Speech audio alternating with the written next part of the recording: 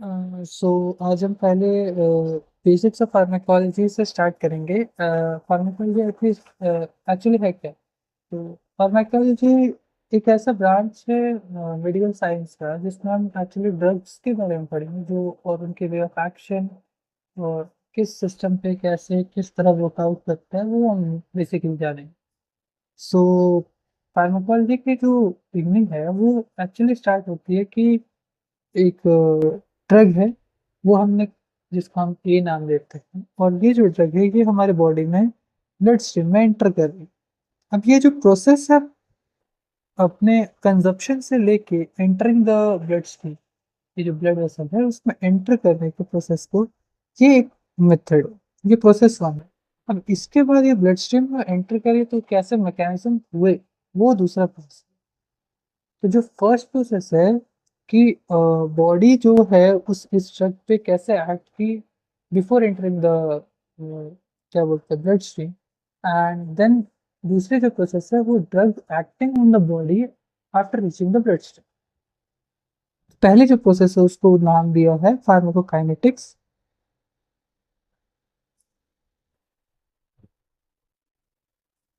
And the second one is pharmacodynamics.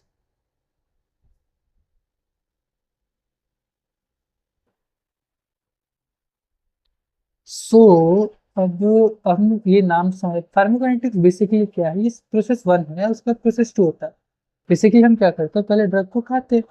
अब हम अगर ड्रग को कंज्यूम कर रहे हैं तो वो ड्रग हमारे बॉडी में एंटर करेगा, ब्लड स्ट्रीम में पहुंचेगा, बहुत सारे प्रोसेस के बाद ब्लड स्ट्रीम में एंटर करेगा, उसके बाद फिर वो अपना काम करेगा। तो कंजप्शन से लेके जो प्रोसेस है entering into the blood stream, इस पूरे प्रोसेस को फार्माकोकाइनेटिक्स, इसमें बेसिकली फार्माकोकाइनेटिक्स जो होती है वो फोर प्रोसेस में होती है। Pharmacokinetics is of four processes, four steps, which are one, absorption, two, distribution, three, metabolism, and four, excretion. ये फोर प्रोसेस में हमारी जो फार्माकोकाइनेटिक्स है वो डील आउट करती है। इस चार ही प्रोसेस में फार्माकोकाइनेटिक्स को पढ़ेंगे। सो बेसिकली जो पहला मेथड है वो एब्जॉर्प्शन है। तो एब्जॉर्प्शन से पहले हमें ड्रग को कंज्यूम करना पड़ेगा। कंजप्शन के रूट्स क्या हैं? अगर हम कोई ड्रग को खा रहे हैं या ड्रग को कंज्यूम कर रहे हैं तो कंजप्शन कंजप्शन हो किस किस रूट से रहा है? तो कंजप्शन के ना बहुत सारे, पहले मान लीजिए, पहला ये ड्रग है, इसको नाम दिया ड्रग ए। अब ये ड्रग को हम कैसे खा सकते हैं? माउथ से, ओरली, पहली। दूसरी रेक्टल से, रेक्टल रीजन, तो एनस से, तो रेक्टल। और तीसरी है इंजेक्शंस। इंजेक्शंस में बहुत सारे आते हैं, intramuscular injection, intradermal injection, sublingual, subcutaneous injection, etcetera. फिर चौथी है most famous form IV, intravenous. पांचवी जो है वो हो जाएगी आपकी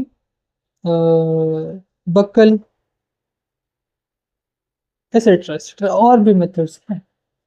सो बेसिकली ये सारे जो मेथड है ये कंजप्शन के मेथड है। अब अगर हम कंजप्शन कर रहे हैं तो कंजप्शन हो रहा है, मान लीजिए मैंने ये ड्रग ए जो था ओरली कंजप्शन किया या कंज्यूम किया। अब ये कंजप्शन होने के बाद वो कैसे हमारे ब्लड से में जाएगी? तो फर्स्ट जो प्रोसेस है फार्माकोकाइनेटिक्स का वो है एब्जॉर्प्शन। अब एब्जॉर्प्शन जो होता है वो बहुत सारे मेथड्स होता है, ऐसा नहीं है कि डायरेक्टली तुमने कुछ खाया और ब्लड से निकले। इसे वेरियस लेयर्स ऑफ सेल से पास होना पड़ता है। अब वो जो लेयर्स को वो पास कर रही है उस मेथड ऑफ पासिंग को हम जानते हैं कैसे हो, किस मेथड से वो फर्स्ट लेयर को मतलब ब्लड स्ट्रीम एंटर सेल को क्रॉस करके सेल को एंटर करके फिर नेक्स्ट फिर वो एग्जिट करके वो ब्लड स्ट्रीम में रीच कर। तो अब्जॉर्प्शन बहुत सारे मेथड्स हो सकते हैं, जिसका पहला जो मेथड है वो है डिफ्यूजन। अब ये डिफ्यूजन हमने पढ़ा है, आपने भी पढ़ा होगा नीट के समय में, दो टाइप्स का होता है। एक तो पैसिव, मतलब विदाउट एनर्जी, और दूसरा एक्टिव। ये दो टाइप ऑफ डिफ्यूजन है। अब पैसिव डिफ्यूजन क्या है कि एनर्जी कंज्यूम नहीं कर रहा। तो मैं इसको यही समझा देता हूँ कि मान लीजिए ये एक सेल है और ये एक ड्रग है, ये ए ड्रग है, इस और ये हमारी ब्लड स्ट्रीम। अब इस ड्रग को इस सेल के क्रॉस करके फिर इस ब्लड स्ट्रीम में एंटर करना है। तो ये सेल, ये जो ड्रग है या ड्रग का मॉलिक्यूल है, उसके कुछ कैटेगरीज होंगे, कैरेक्टरिस्टिक होने चाहिए जिससे ये इजिली क्रॉस कर सकता है इस सेल को और ब्लड स्ट्रीम में एंटर कर सकता है। पहला क्या है, ये ड्रग एक्चुअली स्मॉल, बहुत स्मॉल है। और दूसरा क्या है, ये हाइड्रोफोबिक है, HBP, हाइड्रोफोबिक, HDP। हाइड्रोफोबिक मतलब क्या है कि वो वाटर से नफरत करता है, नॉट सॉल्युबल इन वाटर, मतलब ये लिपिड को क्रॉस कर सकता है। तो ये जो ड्रग मॉलिक्यूल ए है वो इस हमारे सेल मेम्ब्रेन के लिपिड बाइलेयर को क्रॉस करके सेल में एंटर करता है, फिर वो बेसल मेम्ब्रेन को क्रॉस करके ब्लड स्ट्रीम में एंटर हो जाता है, यानी हायर कंसेंट्रेशन से लोअर कंसेंट्रेशन में मूव किया। ये है पैसिव डिफ्यूजन। अब अगर यही चीज वो अगर एटीपी के कंजप्शन से कर रहा है और ब्लड स्ट्रीम में एंटर कर रहा है, तो इस प्रोसेस को हम कहेंगे एक्टिव डिफ्यूजन। बट ये एटीपी से क्रॉस करने के लिए ये छोटा मॉलिक्यूल तो ऑलरेडी आ सकता है। तो अगर ये मॉलिक्यूल मान लीजिए ड्रग बी है जो कि बिग है और लोअर कंसेंट्रेशन से हायर कंसेंट्रेशन में जा रहा है, तो ऐसे प्रोसेस के लिए एटीपी चाहिए। तो ये जो ड्रग भी है ये एटीपी कंजप्शन लेके ब्लड स्ट्रीम में एंटर करेगा, लोअर कंसेंट्रेशन से हायर कंसेंट्रेशन में मूव करेगा क्योंकि ये बड़ा मॉलिक्यूल है। ओके। जो दूसरी मेथड है वो है फैसिलिटेटेड डिफ्यूजन।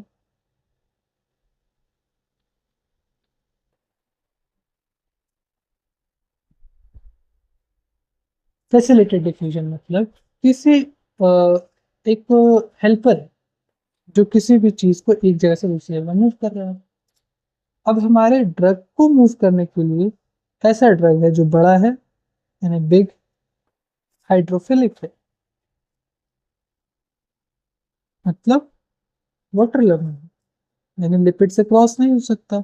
ये सेल है, सेल की बाइलिपिड लेयर है और ये ब्लड वेसल है। इसमें कुछ कुछ प्रोटीन चैनल्स होते हैं जो इस ड्रग को, जो कि बड़ा और हाइड्रोफिलिक है, इसको सी ड्रग नाम देते हैं, इसको मूव करेगा सेल के अंदर और फर्दर ब्लड स्ट्रीम। ये फैसिलिटेटेड डिफ्यूजन। ओके। ये दो प्रोसेस पढ़ लिया हमने। जो थर्ड मेथड, ये जो थर्ड मेथड है ये है एंडोसाइटोसिस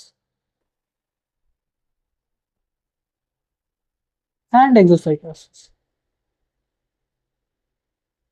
इसका बहुत अच्छा एग्जांपल है B12 मॉलिक्यूल।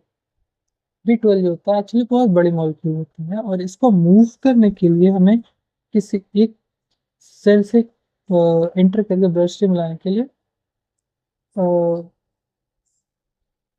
एंडोसाइटोसिस एनगल्फ करवाना पड़ता है इसे। तो जो सेल होती है वो एक इस ड्रग को B12 मॉलिक्यूल को एनगल्फ करती है, एनगल्फ कर ली और फर्दर इसको एक्सोसाइटोसिस, एनगल्फ का जो प्रोसेस होता है इसको एंडोसाइटोसिस कहते हैं। एनगल्फ मतलब अंदर लेना, एंडो, एंडोसाइटोसिस। और फिर जो ब्लड स्ट्रीम है एक्सोसाइट, एक्सो मतलब एग्जिट करवाता है, इसलिए इसको एक्सोसाइटोसिस।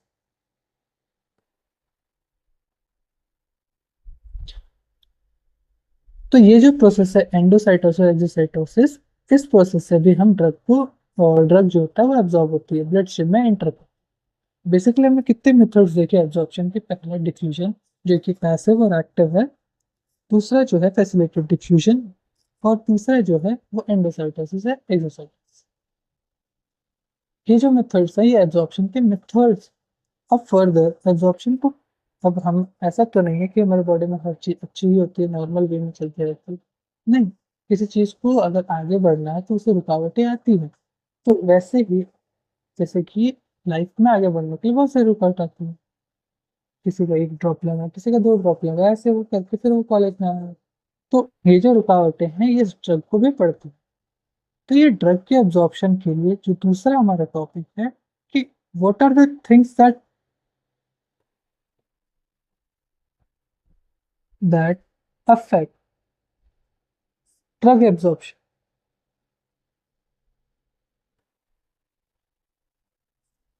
क्या क्या ऐसी चीजें हैं ड्रग एब्जॉर्प्शन को रुकावट डालेंगे या बाधा बनेंगे?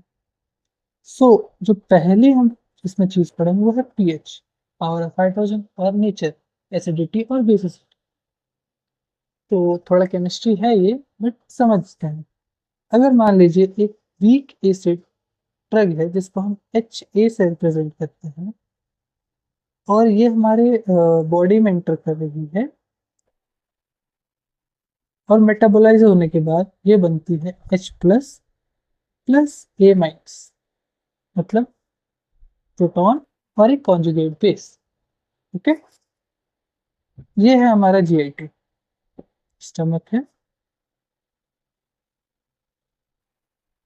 ये ड्रग आया, ये जो पॉजिटिव है हमें पता है, और ये स्टमक की एक सेल है मान लेते हैं। सेल किससे बनी होती है? सेल मेम्ब्रेन किससे बनी होती है? बाइलिपिड लेयर से, यानी फॉस्फेट। फॉस्फेट जो होता है नेगेटिवली चार्ज होता है, तो ये जो नेगेटिव है, अगर ये जो नेगेटिवली चार्ज आयन है, कॉन्जुगेट बेस है, ये सेल को क्रॉस करना चाहेगा तो इसको क्या होगा? रिपेल मिलेगा। तो ये इजिली क्रॉस नहीं कर सकता। अब ये क्योंकि ये क्रॉस नहीं कर सकता, तो हमें क्या दिख रहा है कि आयनिक फॉर्म में कोई चीज उसको क्रॉस, सेल को क्रॉस नहीं कर सकती। अब अगर आयंस क्रॉस नहीं कर सकते, तो हमें क्या पता है? हमें ड्रग को इस मेथड, इस फॉर्म में रखना पड़ेगा। अगर इस फॉर्म में अगर हम ड्रग को रख रहे हैं तो ये इजिली जाती है, इस सेल को क्रॉस करेगी और हमारे बॉडी में ब्लड स्ट्रीम में एब्जॉर्ब हो जाएगी। ओके, सो अगर हमें ये इस फॉर्म में रखना है, तो हमें एक प्रिंसिपल हमने पढ़ा था, लीचेटरली प्रिंसिपल। उसके हिसाब से क्या था कि अगर हमें वीक एसिड है, कुछ भी है, अगर यहाँ पे प्रोटॉन का नंबर अगर हम बढ़ा दें, तो इस साइड में अगर हम रिएक्शन को फॉरवर्ड कर दें, तो क्या होता है? इधर ये वाली कम हो रही है, तो क्या ऑलरेडी बाय इफेक्ट जो है रिएक्शन इस साइड मूव करेगी। समझ रहे हो? अगर हम इस मेथड को एक एसिडिक नेचर में डाल दें, एसिडिक एनवायरनमेंट में डाल दें, तो क्या होगा? प्रोटॉन्स का H प्लस के नंबर्स बढ़ेंगे। अब H प्लस यानी प्रोटॉन्स अगर बढ़ रहे हैं, तो ये side of reaction, RHS side of reaction बढ़ रहा। अब RHS बढ़ रहा और LHS जो कम हो रही, तो जो रिएक्शन होगी वो मूव करेगी इस डायरेक्शन में। तो ये जो वीक एसिड है, क्या ये जो अनपोलराइज्ड फॉर्म है ये बढ़ेगा? अब ये बढ़ेगा तो एब्जॉर्प्शन भी बढ़ेगी, तो ड्रग मोर इफेक्टिवली और मोर एब्जॉर्ब होगी। समझे? बेस में भी वैसा ही है। तो ली चैटरली प्रिंसिपल से हमने क्या समझा कि हमें अगर वीक एसिड के इस अनपोलराइज्ड फॉर्म पर रखना है, not non polarised, non polarised form को रखना है, तो ली चैटरली प्रिंसिपल से हम इसे एसिडिक मीडियम में रखेंगे, ड्रग को एसिडिक मीडियम में कंसेप्शुअल बनाएंगे। तो ये कहाँ आ सकता है? स्टमक, है कि नहीं? बट नहीं, ऐसा नहीं, स्टमक हाईली एसिडिक, स्टमक में एब्जॉर्प्शन नहीं होता। तो कहाँ हो सकता है? तो ये जो स्टमक के कुछ एसिड होता है वो प्रॉक्सिमल ड्यूडेनम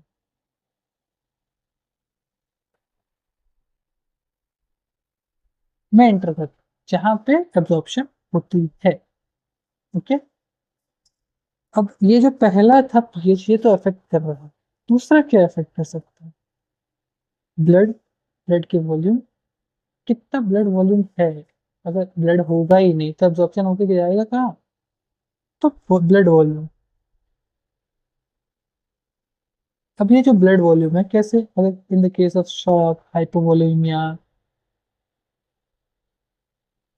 हाइपोवोलेमिया, इन सारे में ब्लड का जो वॉल्यूम है वो डिक्रीज, ब्लड ब्लड फ्लो जो होता है वो डिक्रीज होता है वॉल्यूम में, सॉरी, ब्लड फ्लो डिक्रीज होता है। अब ये जो ब्लड फ्लो डिक्रीज हो रहा है उससे क्या होता है कि एब्जॉर्प्शन होना पॉसिबल नहीं है, एब्जॉर्प्शन डिक्रीज हो जाता है। अब एब्जॉर्प्शन डिक्रीज होगा तो क्या हमारे पास वो ड्रग बचेगा बॉडी में एक्शन करने के लिए? नहीं। ओके, अब तीसरा जो है वो सरफेस एरिया।